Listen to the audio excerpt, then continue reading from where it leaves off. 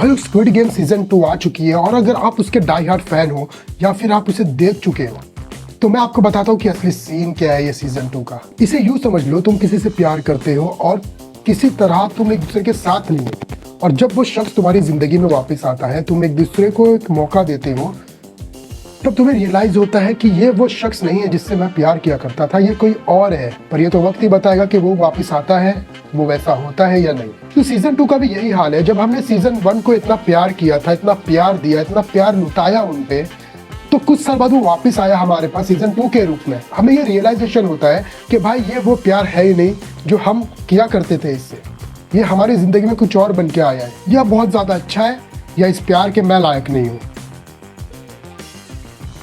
बस सीजन 2 का सोल ही गायब था। इस सीजन में आपको सब देखने मिलेगा, गेम्स भी देखने मिलेगी, न्यू गेम्स रहेगी, साथ में आपको किलिंग्स भी देखने मिलेगी, एक्शन भी देखने मिलेगा। लेकिन हमारी जो उम्मीद थी, जो ये टीजर हमें चीख चीख के बता रही थी कि भाई हमारा कैरेक्टर, हमारा हीरो, अब हमें टीजर के थ्रू बार बार पोक किया जा रहा था कि भाई वो फ्लाइट छोड़ के वापस जा रहा है, वो वापस जा रहा है, वो कुछ करेगा, वो कुछ करेगा। और सीरीज जिस तरह से स्टार्ट होती है, स्टार्टिंग के 2 एपिसोड में भाई वो वर्थ लगता है देखना। पर दिल में ये भी ख्याल आते रहता है कि भाई गेम्स दिखाओ, हमें गेम्स देखना है, जल्दी से कैरेक्टर को गेम में भेजो, वो गेम में जाके उसकी बजाएगा, वो एक बार गेम में पहुंच जाएगा तो ये हो जाएगा, वो हो जाएगा।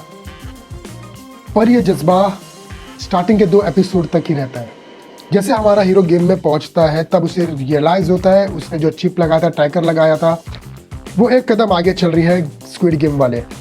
तो उसका प्लान वहाँ पे फेल हो गया है, वो वहाँ फंस चुका है और उसकी सारी उम्मीद, उसका लड़ने का, उसको मारने का, जो 3 साल से वो वेट कर रहा था, सब कुछ वहाँ खत्म हो गया है। और वो भी उस गेम का हिस्सा बन जाता है। लेकिन वो गुस्सा, वो जज्बा कहीं खो गया 6ठे एपिसोड तक। जहाँ सीजन 2 का पहला, दूसरा, तीसरा एपिसोड इंगेजिंग था, तो वहीं चौथा, पांचवा, छठा एपिसोड, छठा का एंड छोड़ के इतना इंगेजिंग नहीं लगता है, हमें इतना इम्पैक्टफुल नहीं लगता है सिवाय सेकंड गेम के, जहां उन्हें 5 गेम खेलने रहते हैं। तो वो गेम को जिस तरह शूट किया गया, जिस तरह से हमें बताया गया, स्माइल भी आती है, देख के अच्छा बुरा भी लगता है, लेकिन वो इम्पैक्ट नहीं छोड़ती है जो सीजन 1 के जो जितने गेम्स थे, लाइक वो जो रस्सी खींचने वाला था, गोटी खेलने वाला था, या ट्राइंगल वाला गेम था, रेड लाइट ग्रीन लाइट था, वो इम्पैक्ट हमें फील नहीं होता है। वो दर्द जो हमने पहली बार देखा था, खून खराबा किस तरह से होता है, वो हमें इस सीरीज में मिसिंग लगता है। हम भूल जाते हैं कि हम स्क्विड गेम देख रहे हैं, हमें लगता है कोई पैरोडी देख रहे हैं। और मैं सच बोलूँ तो मुझे इससे ज़्यादा मुझे मज़ा आता है मिस्टर बीस्ट की वीडियो देखने में। भाई वो बंदे ने स्क्विड गेम से इंस्पिरेशन लेके वो बंदे ने खुद का स्क्विड गेम चालू किया है। बस वहाँ कोई मरता नहीं है, आपको यहाँ इमोशन देखने नहीं मिलता है, रिलेशन देखने नहीं मिलते। जो रिलेशन है उससे आप कनेक्ट नहीं कर पाते हो, जो इमोशन है वो इतने दिखाए नहीं गए हैं जिस तरह से सीजन 1 में थे। जैसे कि हमें सीजन 1 में ये भाई साहब और अली के साथ ये गोटी खेलते हैं, तो भाई जब इनको जब हमें बताया जाता कि ये एक दूसरे को मारना पड़ेगा, so we are like shit, मतलब इमोशन की बाढ़ आ जाती है वहाँ पे। पर यहाँ पे ना वैसा कोई गेम है, ना यहाँ पे कोई ऐसा सिनेरियो कोई क्रिएट किया गया है, ना कोई ऐसी फीलिंग ऑडियंस को मिलती है, और ना ही वहाँ पे दिखाई जाती है। और सेकंड इसकी लगी मुझे भाई कि इसमें कोई विलन नहीं है।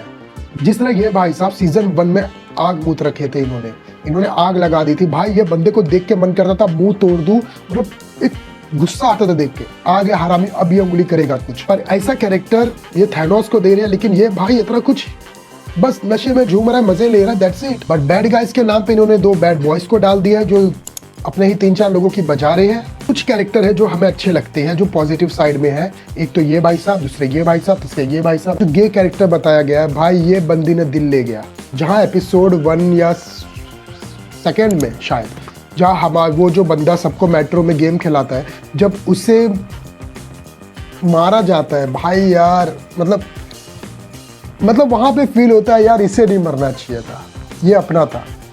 मतलब पता नहीं क्यों वो आदमी हरामी है, लेकिन मज़ा आता है और बुरा लगता है, भाई इसे नहीं मरना चाहिए था। ऐसा लगता है शिट मैन, अब इसे आगे हम नहीं देख पाएंगे। वो कैरेक्टर था क्योंकि हम उससे अटैच थे, लेकिन सेम वही फीलिंग हमें दूसरे कैरेक्टर्स के साथ नहीं मिलती है। और इसका मेन अच्छा ट्विस्ट मुझे ये लगा, उनका जो ट्विस्ट तो नहीं कहूँगा, लेकिन जो उन्होंने रिवील किया इस प्लेयर नंबर 001, वो चीचा थे, अब यहाँ पे वो मास्क मैन है। ये जो उनका रिवील था ना, वो ओपी था भाई। वहाँ पैसा वसूल था, वहाँ पे मतलब आपको देख के लगा हाँ भाई कुछ इंटरेस्टिंग चल रहा है। लेकिन सीरीज आगे जाके फ्लैट हो जाती है, क्योंकि आपको पता है गेम्स खेलेंगे, कुछ लोग मरेंगे, कुछ लोग बचेंगे, और कुछ लोग जो बचेंगे उसमें से हमारा मेन कैरेक्टर रहेगा, उसकी टीम रहेगी, उन लोग नहीं मरेंगे। वाओ फैक्टर हमें ये सीरीज नहीं दे पाती है, मज़ा नहीं आया। उम्मीदें बहुत ज़्यादा थी। जिस तरह से वो खुद बता रहे थे कि भाई अब तबाही मचने वाली है, वो वापस आ रहा है, 3 साल उसने वेट कर लिया। मैं समझता हूँ कि आपका प्लॉट बस एक गेम के ऊपर ही है, आप ज़्यादा कुछ दिखा नहीं सकते, आप दूर तक जा नहीं सकते। लेकिन आपके स्टार्टिंग के 2 एपिसोड बहुत अच्छे चल रहे थे, पर जैसे आपका गेम स्टार्ट हुआ उसका ट्रैकर गायब हुआ, वो भूल गया, वो कुछ कर नहीं सकता है। लेकिन वहाँ पे एक चीज़ कर सकते थे, जब आप 7th एपिसोड में जाते हो तो जहाँ आप मास्कमैन पे अटैक कर रहे हो उससे अच्छा आप अटैक कर सकते थे जो ज़ीरो है उन पे। अब इंसानियत का यहाँ पे दावा मत देना, क्योंकि भाई तुम ऐसी जगह पे हो जहाँ सामने वाला तुमको मारने के फिराक में है।